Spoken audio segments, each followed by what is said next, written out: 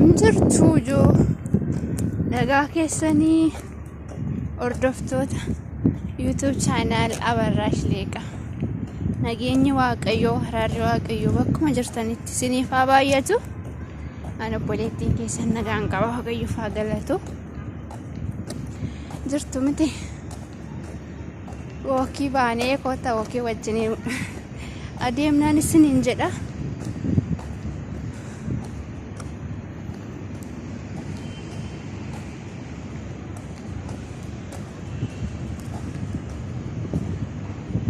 Akkam jirtu hordoftoota YouTube channelii ko hundumaa keessaniif nagaan Waaqayyoo isiniif haa baay'atu. Haalaa fi qixa jirtanitti nageenyi waan hundumarra caalaa nagaa yoo qabaatanidha kan ba'anii galuu danda'anii, nagaa yoo qabaatanidha kan jiraatan hojjetatanii bakka garaa ofii bakka yaada ofii kan ga'anii yoo nagaan jiraatedha.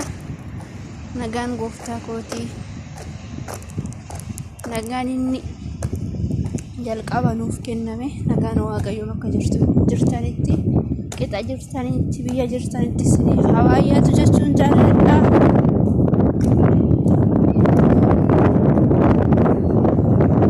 Wookii deemaa jira. Maatiin koos humna gara ziruu isaaniin tataawwan nan deema luka didiriirfachuu barbaade majlaa duuba dhaabachuun najjeese. Majlaa duuba dhaabachuun najjeesidha. Naa kanaafiyyuu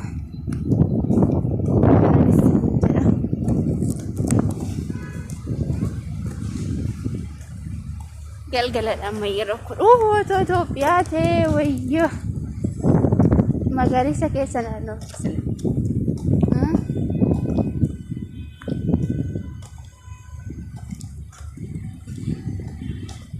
lafa akkanaa osoo hin taane dachee magariisa gubbaa.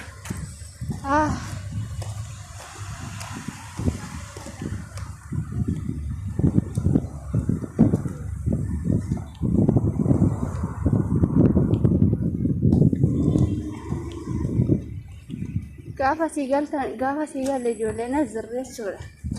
Daandii deemuun baay'ee tuffaata. Sababiin isaayyuu mana keessa maayii akkas daandii dheeraa hin deemnu jechuudha. Kanaafiyyuu nuffaata.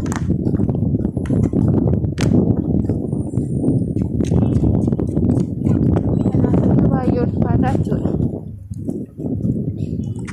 Amma gibbii kana hundumaan deemee waliin gaarii.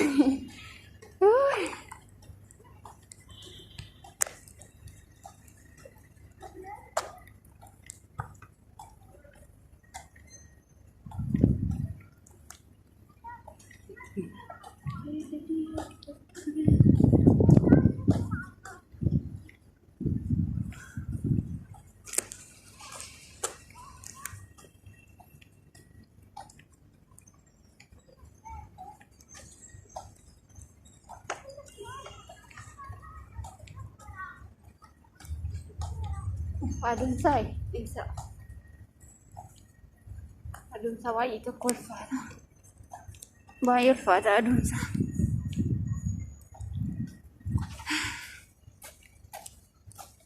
Ayyaarni mangadanya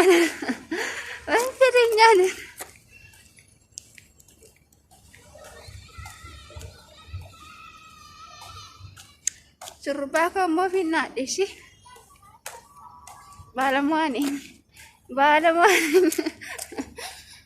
baalamuudhaan isiniin jedha. Iski xiqqoo ishiin ta'a.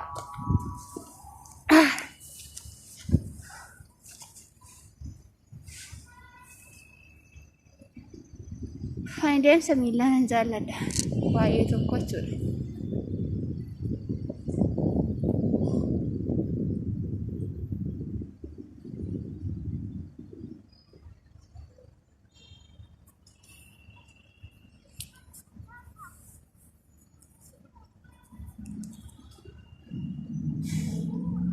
Deemsa miilaan jaalladhaan hedduu tokko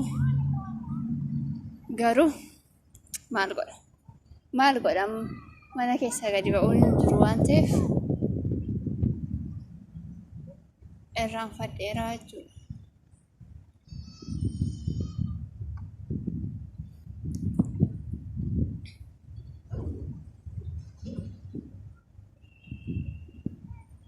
isayyummoo fooqii tarfan gadi bu'ee dhufe yeroo deebi'utti mogoleen caccabuun isaa waan hin oolledha.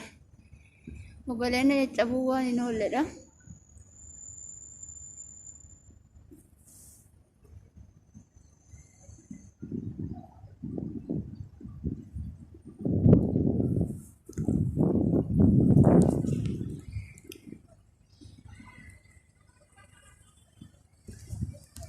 Bakki kun namatti hin toltu jedhu.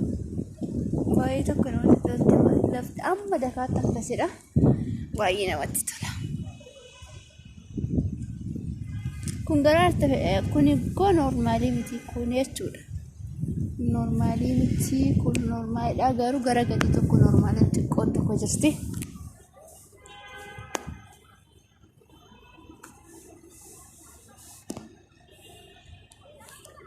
Kuas ademnu